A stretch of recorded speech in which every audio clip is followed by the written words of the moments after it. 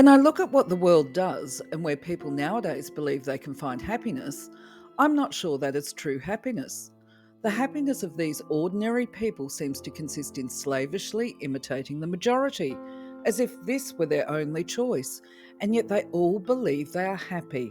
I cannot decide whether that is happiness or not. Is there such a thing as happiness?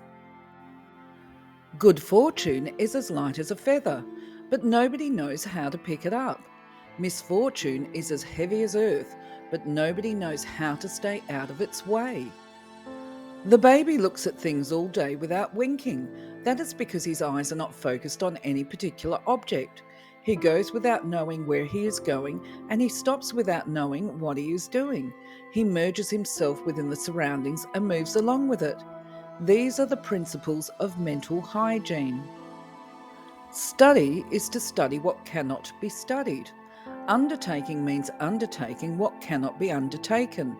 Philosophizing is to philosophize about what cannot be philosophized about. Knowing that knowing is unknowable is true perfection. If you want to nourish a bird, you should let it live any way it chooses. Creatures differ because they have different likes and dislikes. Therefore, the sages never require the same ability from all creatures. Concepts of right should be founded on what is suitable.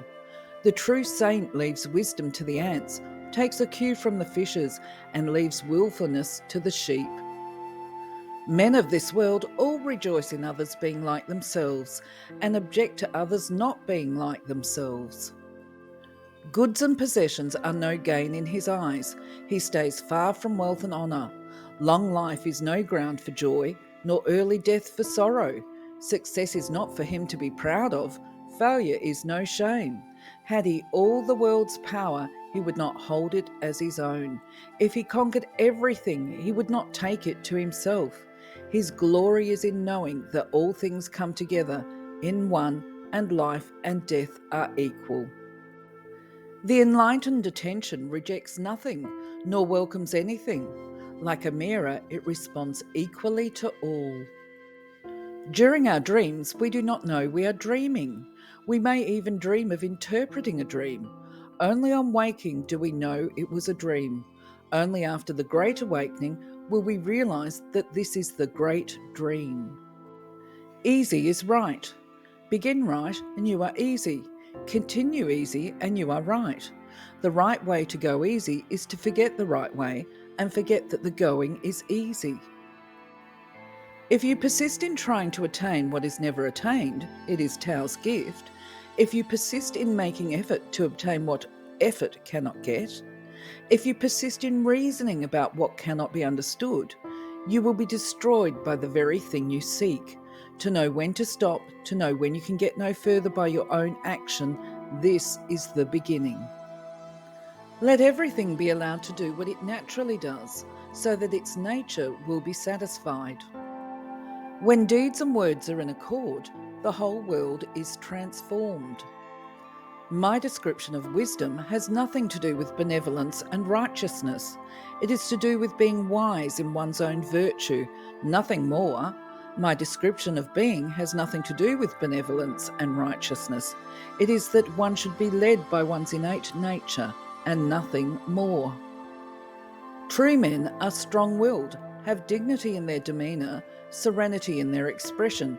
They are cool like autumn, warm like spring. Their passions arise like the four seasons, in harmony with the 10,000 creatures, and no one knows their limits. The mind remains undetermined in the great void. Here the highest knowledge is unbounded. That which gives things their thusness cannot be delimited by things. So when we speak of limits, we remain confined to limited things. The limit of the unlimited is called fullness. The limitlessness of the limited is called emptiness. Tao is the source of both, but it is neither fullness nor emptiness. The torch of doubt and chaos, this is what the sage steers by. To exercise no thought and rest in nothing is the first step toward resting in Tao.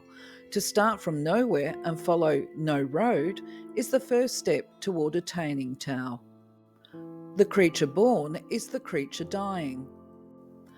An archer competing for a clay vessel shoots effortlessly, his or her skill and concentration unimpeded.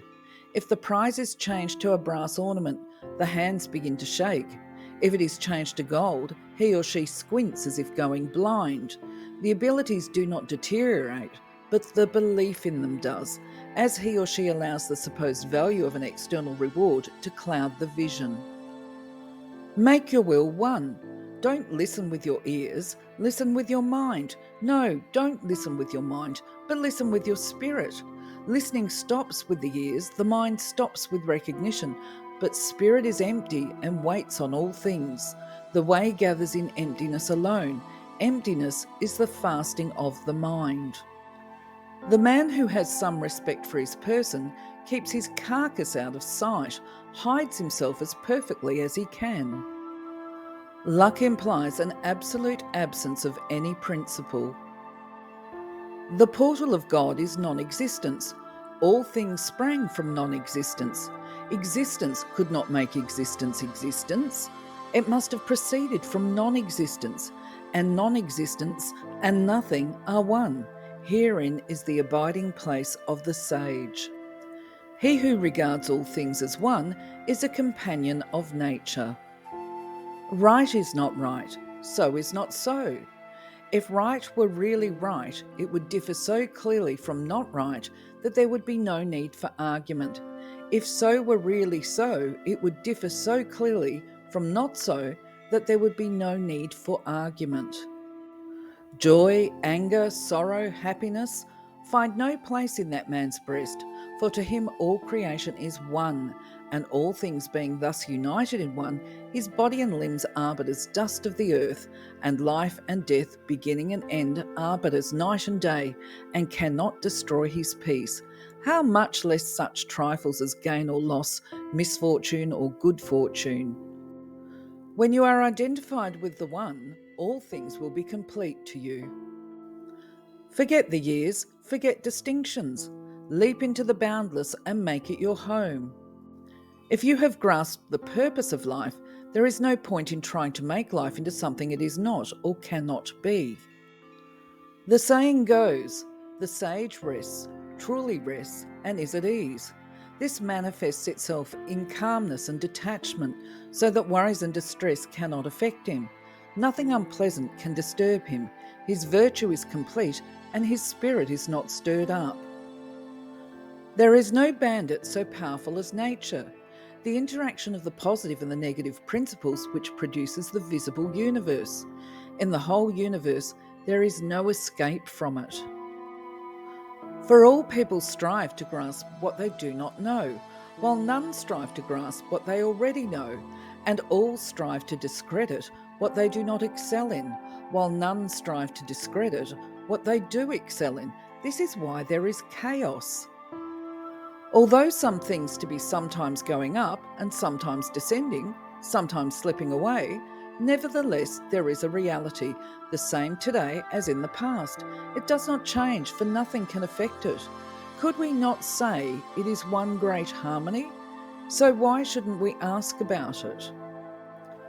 The right way to go easy is to forget the right way. Great knowledge is universal. Small knowledge is limited. Great words are inspiring. Small words are chatter. Either in conflict with others or in harmony with them, we go through life like a runaway horse, unable to stop. Those who realize their folly are not true fools. So if loss of what gives you happiness causes you distress when it fades, you can now understand that such happiness is worthless. It is said those who lose themselves in their desire for things also lose their innate nature by being vulgar. The little child learns to speak, though it has no learned teachers, because it lives with those who know how to speak. You are still guided by your expectations. Human life is limited, but knowledge is limitless. To drive the limited in pursuit of the limitless is fatal, and to presume that one really knows is fatal indeed. Men honour what lies within the sphere of their knowledge, but do not realise how dependent they are on what lies beyond it. The birth of a man is the birth of his sorrow. The longer he lives, the more stupid he becomes, because his anxiety to avoid unavoidable death becomes more and more acute. What bitterness! He lives for what is always out of reach. His thirst for survival in the future makes him incapable of living in the present. The living all find death unpleasant. Men mourn over it, and yet what is death but the unbending of the bow and its return to its case? You cannot speak of ocean to a well frog, the creature of a narrower sphere. You cannot speak of ice to a summer insect, the creature of a season. Fish live in water, men die in it. Nature is diverse, and not all tastes are the same.